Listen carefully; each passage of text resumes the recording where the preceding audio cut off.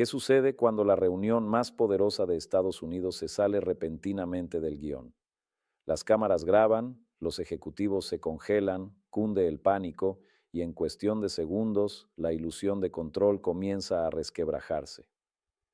Soy Paulo Nogueira Batista y la historia de hoy no trata de política. Trata sobre poder, concentración y un momento dentro de la Casa Blanca que dejó incluso a los medios de comunicación afines buscando la salida. Quédense conmigo porque lo que están a punto de ver explica mucho más de lo que una reunión podría.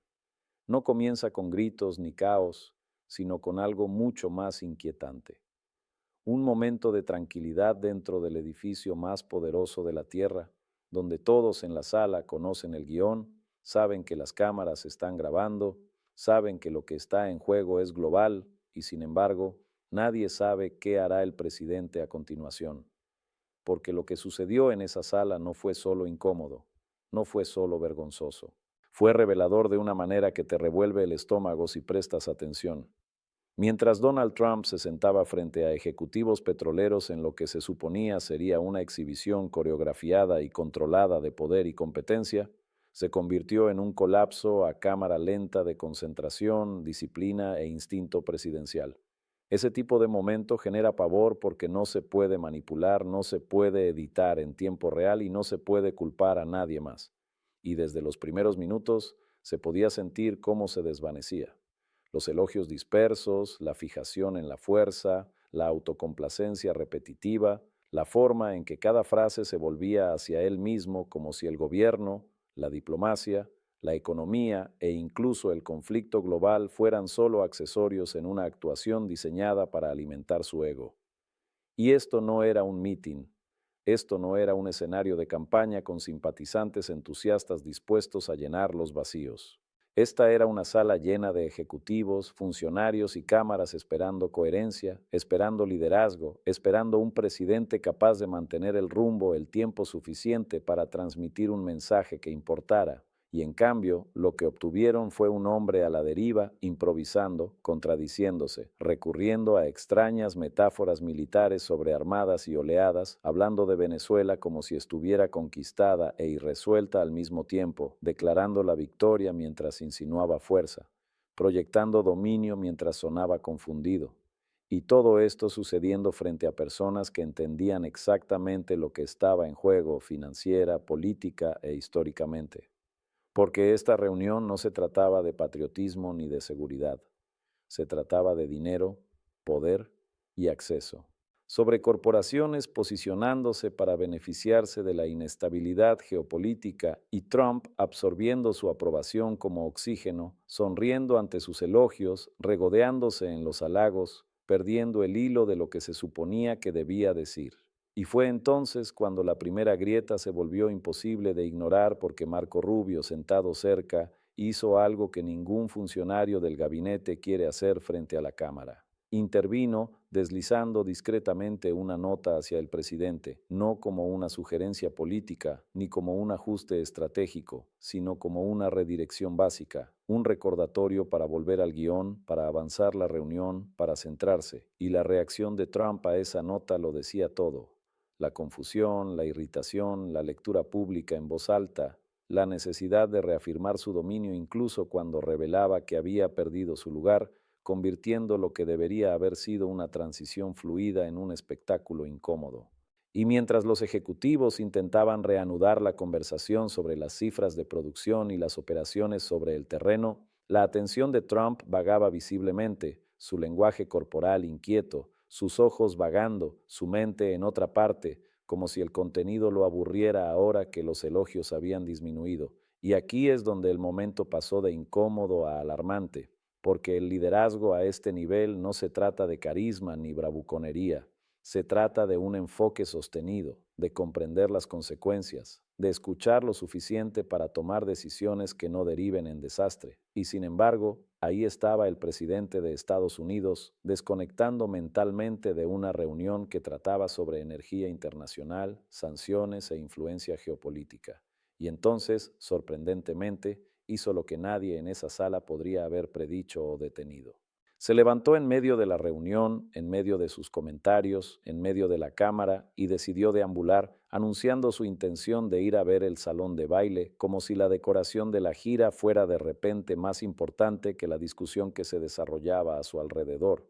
Y en ese instante la sala se paralizó. El pánico cundió.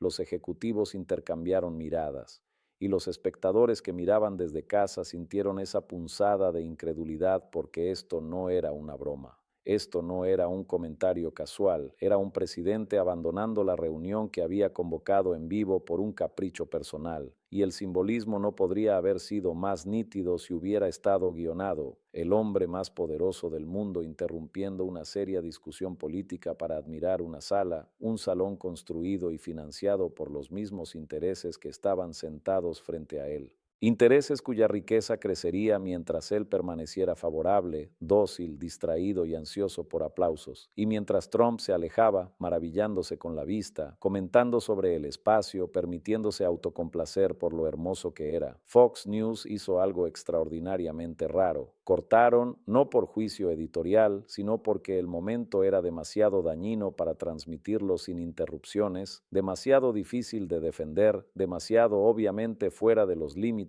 incluso para una cadena acostumbrada a suavizar sus excesos. Y cuando un medio de comunicación construido para protegerte decide que la cobertura en vivo ya no es segura, eso no es sesgo, eso es triaje. Y aquí es donde la historia deja de ser sobre una reunión y comienza a ser sobre un patrón, porque lo que presenciamos no fue un lapsus aislado, fue una versión destilada de una presidencia definida por el impulso sobre la preparación, el ego sobre la responsabilidad, el elogio sobre la política. Un hombre que exige lealtad, pero no puede mantener la concentración, que proclama su fuerza pero evita la sustancia, que confunde dominio con caos y que trata la maquinaria gubernamental como un escenario para su validación personal. Y la razón por la que este momento impactó tan fuerte es porque descorrió el telón, mostrando la realidad tras las consignas y la teatralidad, mostrando a un líder incapaz o reacio a seguir su propio guión, dependiente de ayudas para volver a lo básico, visiblemente irritado por la información que no lo favorece y, en última instancia, más interesado en un salón de baile que en las consecuencias del poder que ejerce. Y mientras la reunión avanzaba a trompicones sin él, mientras los funcionarios se apresuraban a restablecer el orden, la imagen se grabó a fuego en la conciencia pública, no como comedia ni como parodia, sino como advertencia, porque gobernar no se trata de parecer fuerte, se trata de ser capaz. Y la capacidad requiere atención, disciplina y respeto por la seriedad del cargo, cualidades que brillaban por su ausencia en esa sala. Y mientras las cámaras cortaban, las preguntas persistían. No se trataba de contratos petroleros ni de cifras de producción, sino de juicios sobre la idoneidad y lo que significa que el presidente de Estados Unidos trate las responsabilidades más importantes del mundo como una molestia que interrumpe su gira. Lo que hizo ese momento aún más inquietante no fue solo que el presidente se pusiera de pie y se alejara. Fue lo que sucedió en los segundos posteriores, la confusión apenas disimulada entre los asistentes, las sonrisas forzadas, las pausas incómodas, la forma en que los funcionarios pasaron instintivamente de los participantes al modo de control de daños, porque todos en esa sala comprendían la regla tácita del poder. Cuando el presidente pierde el hilo públicamente, el sistema que lo rodea tiene que absorber el impacto antes de que se propague y prácticamente se podía sentir el pánico tras los rostros pulidos mientras intentaban fingir que esto era normal, intentaban mantener viva la reunión sin su figura central, intentaban mantener la ilusión de control mientras las cámaras seguían grabando. Y aquí es donde se revela la realidad tras bambalinas del poder estadounidense moderno, porque estas reuniones nunca son espontáneas. Cada palabra está preaprobada, cada transición ensayada, cada momento calibrado para enviar una señal a los mercados, aliados y adversarios. Y sin embargo, ninguna de esa preparación puede salvarte cuando la persona en el centro se niega a anclarse, se niega a seguir el guión, se niega a reconocer que el guión existe por una razón. Y esa razón no es la imagen, sino la estabilidad, porque lo que estaba en juego no era teórico, era inmediato, involucraba sanciones, mercados energéticos, equilibrios de poder regionales y miles de millones de dólares en acceso futuro. Y los ejecutivos petroleros en esa sala no estaban allí por deber cívico. Estaban allí porque la proximidad al poder es rentable, porque la incertidumbre crea oportunidades y porque cuando un líder es errático, quienes saben cómo halagar, redirigir y esperar a que se calme suelen ser los más beneficiados. Y esa dinámica se desarrolló en tiempo real a medida que los elogios se convertían en moneda corriente, los cumplidos en palanca y el debate político daba paso lentamente al desempeño, con los ejecutivos eligiendo cuidadosamente las palabras que mantendrían al presidente involucrado sin desafiarlo. Mientras que funcionarios como Marco Rubio se vieron obligados a asumir el incómodo papel de vigilantes en lugar de estrategas, pasando notas, redirigiendo la conversación, intentando mantener la maquinaria en marcha mientras el motor fallaba. Y lo sorprendente es la visibilidad que esto ha adquirido, porque en administraciones anteriores estas correcciones ocurrían discretamente, fuera de cámara y a puerta cerrada, pero aquí se desarrollaron en vivo, sin filtros, revelando una Casa Blanca operando en modo reactivo, ajustándose constantemente a los impulsos del presidente en lugar de ejecutar un plan coherente. Y aquí es donde la decisión de Fox News de cortar la transmisión se vuelve crucial, porque no fue una declaración editorial. Fue un reconocimiento de que el momento había pasado de defendible a indefendible, que los espectadores estaban viendo algo que no podía enmarcarse como fuerza o autenticidad, algo que planteaba preguntas que ningún tema de discusión podía borrar. Y cuando incluso los medios afines optan por apartar la mirada, indica un reconocimiento más profundo de que el espectáculo ya no es manejable, de que la imprevisibilidad se ha convertido en una desventaja en lugar de una ventaja. Y no se trata de preferencias partidistas, se trata de tensión institucional, ya que la presidencia está diseñada para concentrar el poder bajo la premisa de la competencia. Y cuando la competencia es inconsistente, las instituciones circundantes se esfuerzan por compensar, a veces con éxito, a veces no, pero siempre con un coste. Y ese coste se acumula de forma sutil, en decisiones tardías, en señales contradictorias a los aliados, en la confusión entre las agencias encargadas de la implementación y en la normalización de comportamientos impensables en épocas anteriores, como un presidente que abandona una reunión de políticas a mitad de camino para admirar una sala. El peligro de la normalización es que reduce las expectativas, de modo que la gente empieza a aceptar la distracción como personalidad, la improvisación como liderazgo y la confusión como autenticidad. Y una vez que esto sucede, la rendición de cuentas se vuelve más difícil de exigir porque cada lapsus se replantea como estilo en lugar de sustancia. Y, sin embargo, bajo la superficie, los profesionales dentro del sistema se ven obligados a asumir la responsabilidad, a traducir discretamente los comentarios impulsivos en políticas viables, a asegurar a sus socios que lo dicho a la ligera no se convertirá repentinamente en doctrina, y a monitorear los mercados en busca de reacciones a declaraciones que nunca tuvieron la intención de serlo. Y esta traducción constante drena la energía institucional, desviando la atención de la planificación a largo plazo hacia la estabilización a corto plazo. Y en ninguna parte es esto más evidente que en reuniones como esta, donde la superposición entre la autoridad gubernamental y el interés corporativo ya es sensible, ya tensa, ya vulnerable a acusaciones de favoritismo.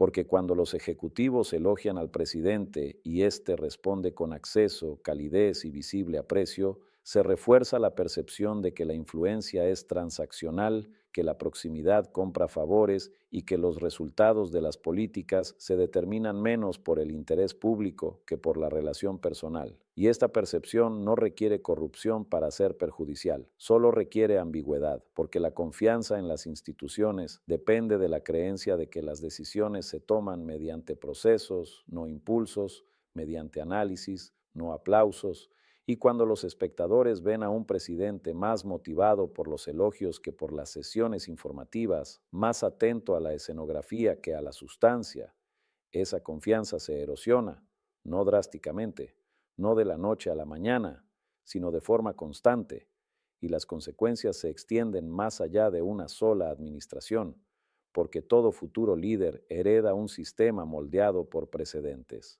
Y cuando el precedente se inclina hacia el espectáculo en lugar de la seriedad, el listón de la conducta se reduce, el margen de error se reduce y el riesgo de errores de cálculo aumenta, especialmente en áreas como la política exterior y la energía, donde las señales se examinan con lupa y las interpretaciones erróneas pueden escalar rápidamente.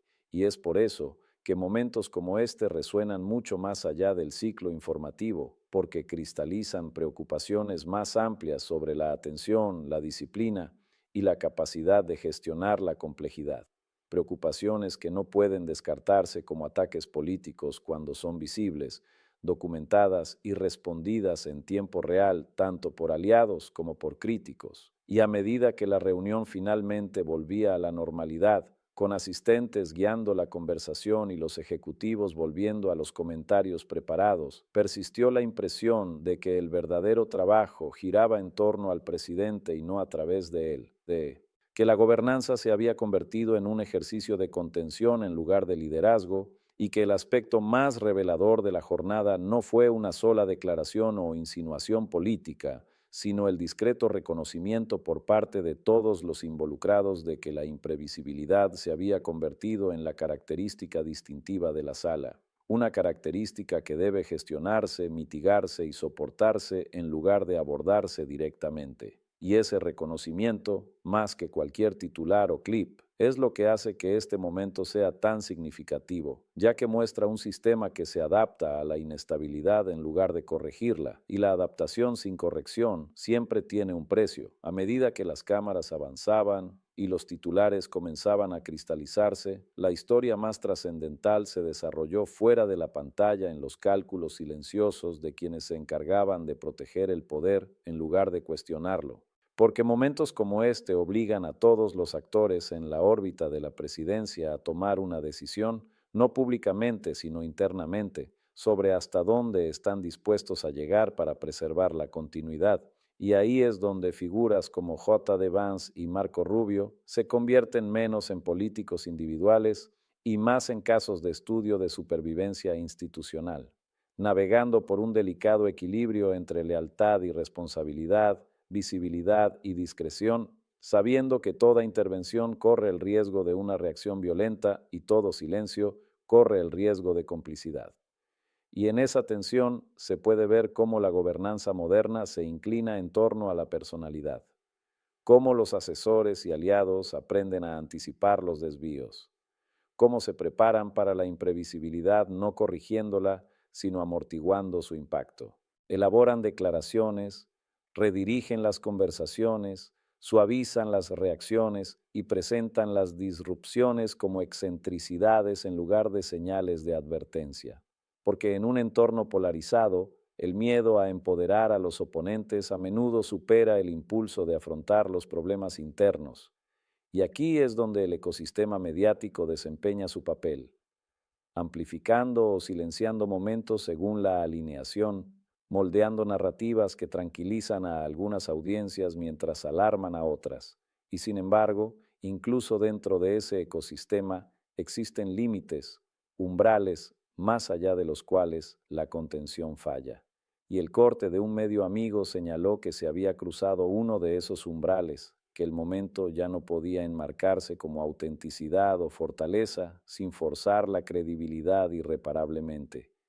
Y esta fractura importa porque la cobertura mediática no solo refleja la realidad, la estabiliza, proporcionando pistas a los espectadores sobre lo que es normal, aceptable y esperado. Y cuando esas pistas flaquean, la incertidumbre se extiende no solo entre los votantes, sino también entre los mercados, los aliados y las instituciones que dependen de la previsibilidad. Y la previsibilidad es la moneda secreta del poder, la silenciosa seguridad de que las decisiones seguirán el proceso, incluso cuando los resultados son cuestionados. Y cuando esa seguridad se debilita, el vacío se llena con especulaciones, rumores y evasivas, con socios que retrasan compromisos, adversarios que ponen a prueba los límites y agencias nacionales que buscan aclaraciones que podrían no llegar nunca. Y todo esto se remonta a la pregunta fundamental planteada en esa reunión: ¿quién dirige realmente el barco? Porque el liderazgo no se mide por el volumen ni la confianza. Se mide por la capacidad de absorber información, priorizar, mantenerse presente cuando lo que está en juego es abstracto y las recompensas se demoran. Y el espectáculo de un presidente que se desentiende en medio de una discusión cristalizó una preocupación largamente susurrada en privado, que la gobernanza se había vuelto performativa, reactiva y dependiente de intermediarios para traducir el impulso en políticas. Y esta dependencia crea su propia jerarquía, priorizando a quienes pueden interpretar el estado de ánimo sobre quienes pueden analizar datos, premiando la adulación sobre la franqueza y fomentando una cultura donde las verdades incómodas se suavizan o se posponen, no porque sean falsas, sino porque alteran el impulso. Y con el tiempo, esta cultura transforma la toma de decisiones, reduciendo el abanico de opciones consideradas, favoreciendo acciones que generan aprobación inmediata y dejando de lado aquellas que requieren atención y paciencia sostenidas. Y en ningún ámbito esto es más peligroso que en política exterior, donde la falta de comunicación puede escalar rápidamente, y en política energética, donde los mercados responden instantáneamente a las señales percibidas porque un comentario casual puede influir en los precios. Una promesa vaga puede impulsar la inversión y una desestimación impulsiva puede socavar la influencia que se ha construido con tanto esfuerzo durante años. Y cuando los observadores ven a un presidente más interesado por el ambiente que por el análisis, se adaptan en consecuencia, descartando declaraciones, buscando canales alternativos y dando mayor importancia a las señales de los asesores que al propio líder, lo que en la práctica redistribuye el poder, alejándolo de la figura electa y acercándolo a una red de gerentes no electos. Un cambio que puede estabilizar las operaciones a corto plazo, pero plantea profundas preguntas sobre la rendición de cuentas. Porque cuando los resultados son moldeados por quienes operan entre bastidores, la responsabilidad se difumina, los elogios y las culpas son más difíciles de asignar y la supervisión democrática se debilita.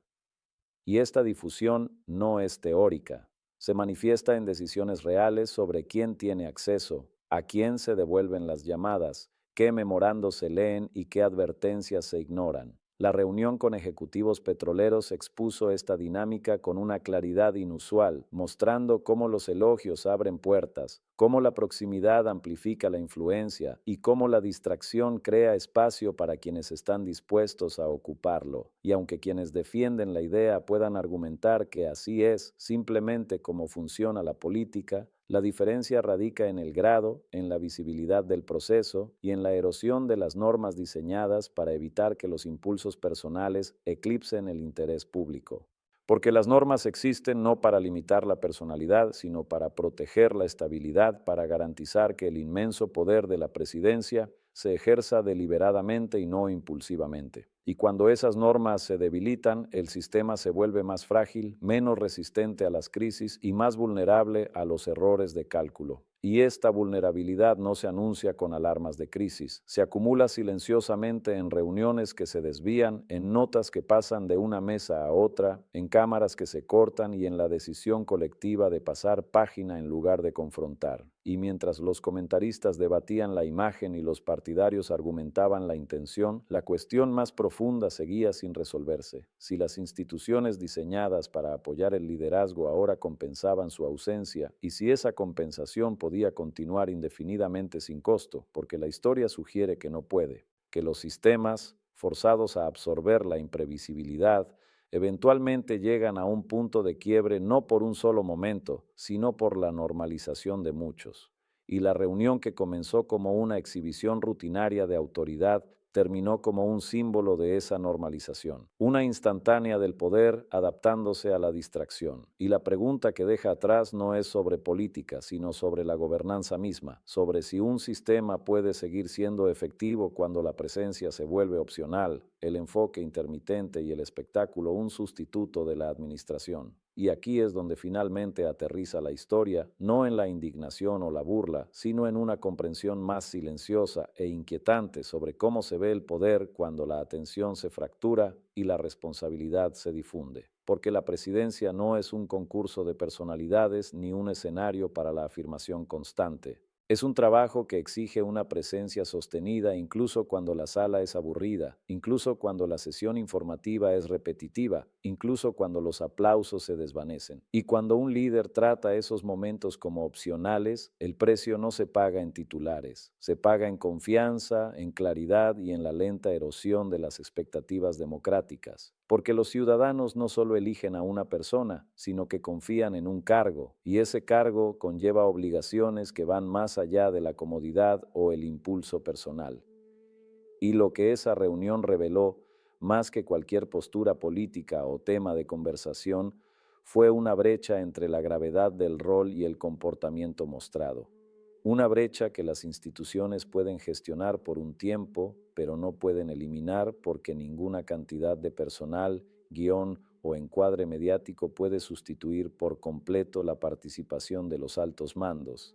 Y el peligro no es que una sola reunión se saliera del guión, es que todos los involucrados parecían preparados para que sucediera, listos con notas, redirecciones y planes de contingencia, como si la imprevisibilidad se hubiera convertido en una variable asumida en lugar de una anomalía. Y cuando se asume la imprevisibilidad, los estándares cambian silenciosamente, la rendición de cuentas se suaviza y la línea entre gobernanza e improvisación se difumina, dejando a los ciudadanos preguntándose quién toma realmente las decisiones y sobre qué base. Y aquí es donde el papel del público se vuelve esencial, porque la democracia no funciona en piloto automático. Se basa en la atención, el escrutinio y la disposición a hacer preguntas incómodas, incluso cuando las respuestas son inoportunas. Preguntas sobre la idoneidad, el enfoque y los mecanismos que utilizamos para evaluar el liderazgo más allá de los eslóganes y el espectáculo. Y nada de esto requiere lealtad partidista, requiere seriedad. El reconocimiento de que el poder sin disciplina no es fuerza, que el carisma sin concentración no es liderazgo, y que las instituciones diseñadas para servir al público no pueden compensar indefinidamente la desconexión en el centro. Y mientras los espectadores reflexionan sobre ese momento, la mirada errante, la reunión abandonada, el corte silencioso, los asistentes interviniendo, los ejecutivos esperando pacientemente, las cámaras girando hacia otro lado. La moraleja no es un chiste, es una advertencia sobre la normalización, sobre la facilidad con la que un comportamiento extraordinario se vuelve rutinario cuando se repite con la suficiente frecuencia, y sobre lo difícil que resulta revertir esa tendencia una vez que las expectativas se ajustan a la baja, y el futuro no depende de una sola persona ni de un solo video. Depende de si los ciudadanos insisten en que el cargo exige más que presencia, más que rendimiento, más que elogios, si insisten en la concentración, la coherencia y la rendición de cuentas como estándares innegociables, porque la salud de un sistema no se mide por su rendimiento en condiciones ideales, sino por cómo responde cuando el estrés revela sus debilidades. Y lo que vimos fue que el estrés revelaba adaptación en lugar de corrección, contención en lugar de confrontación. Y si bien eso puede mantener las cosas en marcha a corto plazo, plantea profundas preguntas sobre la resiliencia a largo plazo. Preguntas que no se responderán eliminando o avanzando, sino mediante un compromiso sostenido, un debate informado y una negativa colectiva a rebajar el listón del liderazgo simplemente porque hacerlo parece más fácil. Y si hay una imagen perdurable de ese día, no es la del salón de baile ni los titulares. Es el momento en el que el peso del cargo parece más liviano de lo que debería ser y la responsabilidad de observar, cuestionar y responder vuelve, silenciosa pero inequívocamente, al público que observa.